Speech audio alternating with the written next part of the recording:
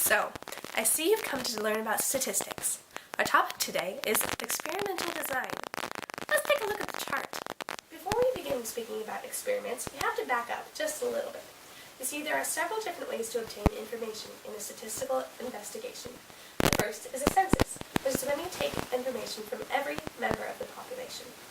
Next is a sample survey, which is when you take information from only a portion of the population. Next is an observational study, which is when you observe the effects of something without doing anything to cause those effects. And last, there is an experiment, which is our topic today. Experiments must always involve a treatment on some portion of the sample. There are several different ways for you to obtain samples once you have decided which sort of data collection you intend to use. First, there's convenience sampling. This is when you use subjects that have been convenient for you to obtain. I mean, it's not like we would want statistics to be easy for you. Hello, next-door neighbor. Would you like to be part of an experiment? We'll give you some drugs. It'll be fun.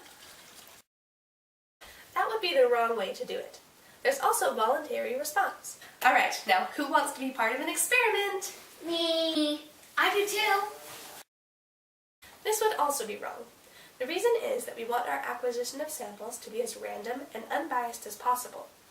The best way to do this is to first establish the population of interest.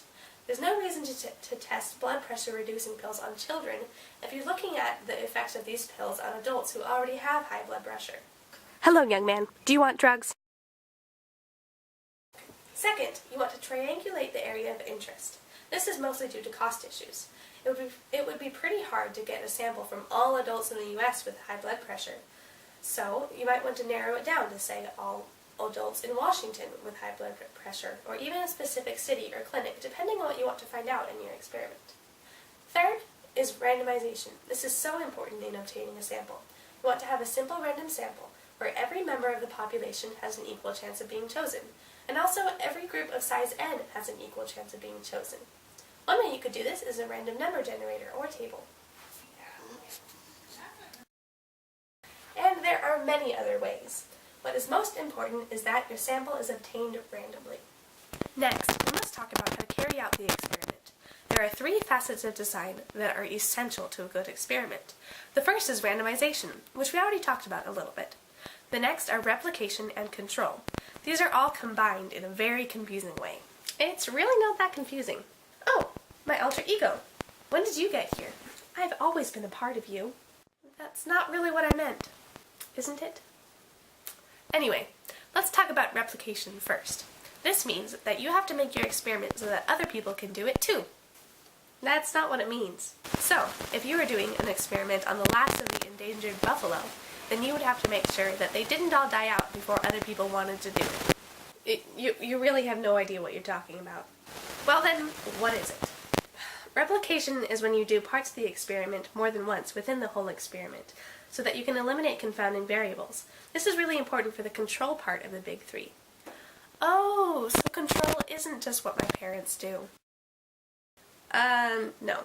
Control means that you have an example of what your experiment would be without a treatment. For instance, if you were testing the effectiveness of high blood pressure pills, you might have one group receive a treatment that wasn't effective. That's called a placebo. That way you would be able to know that the way the subjects are responding isn't just because they're in an experiment. That's called the placebo effect, when subjects behave or respond differently because they know that they're being watched. So you mentioned bias. What is that anyway? Well, bias comes up when a statistic is calculated in such a way that it is significantly different from the parameter of interest. This makes the experiment turn out differently than it should have. We want to get rid of confounding variables that cause bias in experiments. Sweet! So now that we've gone over the essentials of experimental design, we should go over an example of what a good experiment to be. We've already mentioned the high blood pressure pill situation. Let's run with that.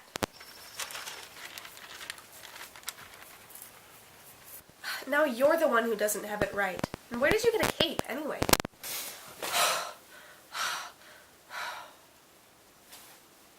So for our experiment, we're going to pretend that a research company wants to measure the effects of two different types of blood pressure reducing pills on adults who already have high blood pressure. What should they do first? Well, first they'll want to figure out how they'll get their sample. They'll probably want to look at their population of interest, adults with high blood pressure. The research company is based in California, so they might look at adults with high blood pressure in California. From then they'll have to narrow their search even further. They might look at a specific clinic or something like that, just so they can have a specific list of adults from which they can pull their sample. So the company is also going to need to figure out how their experiment is going to work. They have 300 adults, and they have 2 different types of blood pressure pills.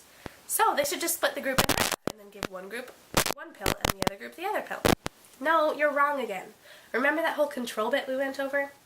You see, in an experiment, it's really important to have one treatment group that isn't actually receiving a treatment, just a placebo, but they don't know that they're receiving the placebo. That's another important part of control, is blinding. The subject shouldn't know which treatment they're receiving.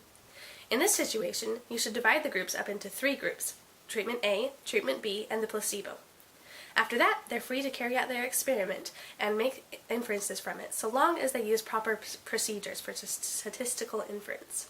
Oh, and what would those be? Well, I would tell you, but then I'd have to kill you.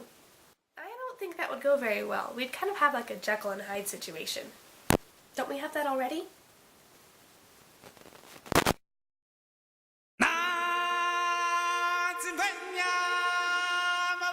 Chihuahua.